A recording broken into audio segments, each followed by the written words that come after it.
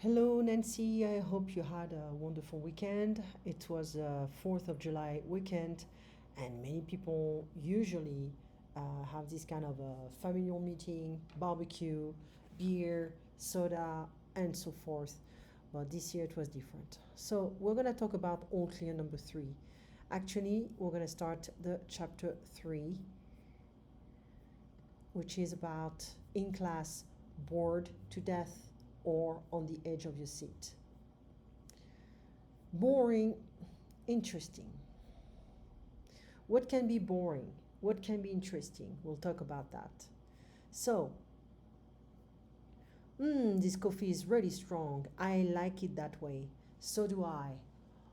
All during my last class, I was thinking about coming here and could almost taste the coffee. Sounds like it wasn't too exciting. I was bored to death. I'm in that class only because it's a requirement, so I have to stick it out. The problem is the professor doesn't know how to spark our interest. She just walks in and lectures. There is no discussion. What a drag. Don't people ask questions? Oh, yeah, once in a blue moon. But I always see an awful lot of people doodling, and I can tell their minds are wandering. So be careful of wandering and wandering. Do you have any classes like that?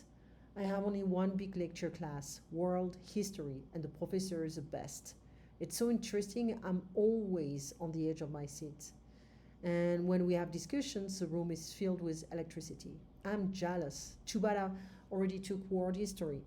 You know, one day it dawned on me that I was lucky to be in her class because I found myself thinking a lot about what she said. Did you ever have a teacher like that? It's like I would have, so I'd have to think about it. I don't know. You should come with me to class too sometime, just to see what I mean. Sounds like you're in love with her, Steve. Very funny. She could be my grandmother. Anyway, I guess what it really comes down to is her enthusiasm for the subject. She just loves history. I remember the beginning of the semester, I was fooling around a lot and not taking anything in school very seriously. I bombed the first history test. But then I buckled down because I started really enjoying school, especially her class.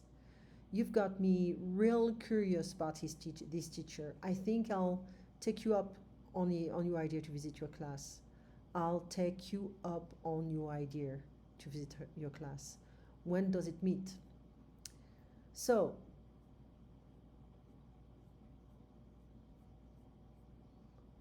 to be bored to death, to be bored stiff, to be bored to tears. Extremely bored. How was the movie? I was bored to death. The movie was 3 hours long and we were bored stiff, bored to tears. Why didn't you walk out? Because everyone else wanted to stay till the end. Okay, so only a person can be bored by something. A movie can't be bored. It's just a person. We cannot talk about an object being bored. It can't be boring. It can be boring. This expression is often used in the passive voice with the ed past participle, bored. So the cause, events, things, or people are boring. The party is so boring. The book was boring. They are all so boring and they talk for hours.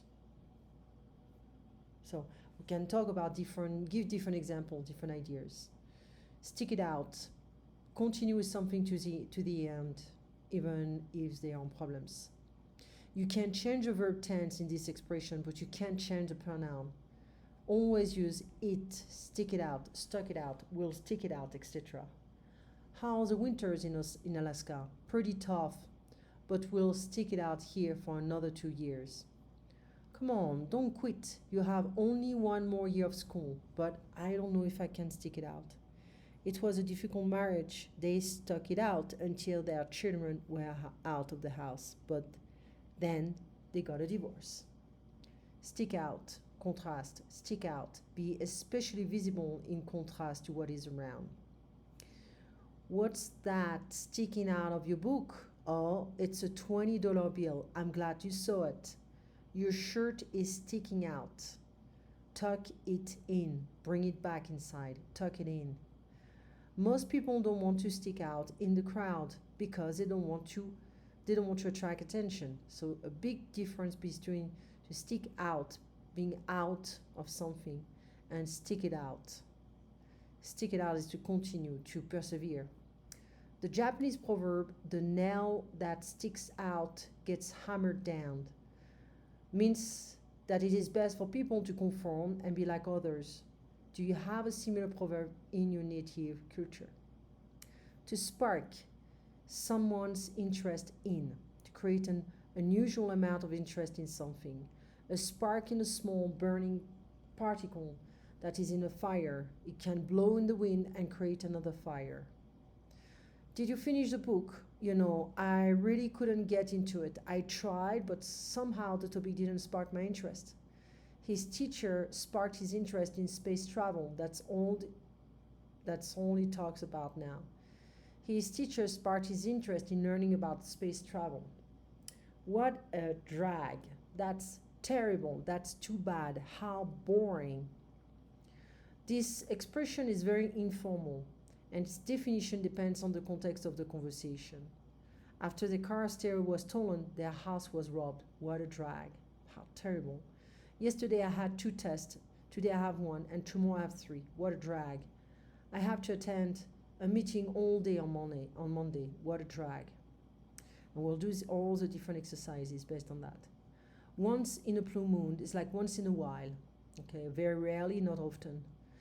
So this is very informal. Do you ever hear from them anymore? Once in a blue moon. You work so much. Don't you ever get a day off? Once in a blue moon. When a full moon occurs twice in a calendar month, the second moon is called a blue moon. This occurs very rarely.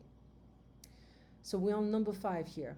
Okay, we're trying to summarize everything we did so far, and we'll continue with number 6.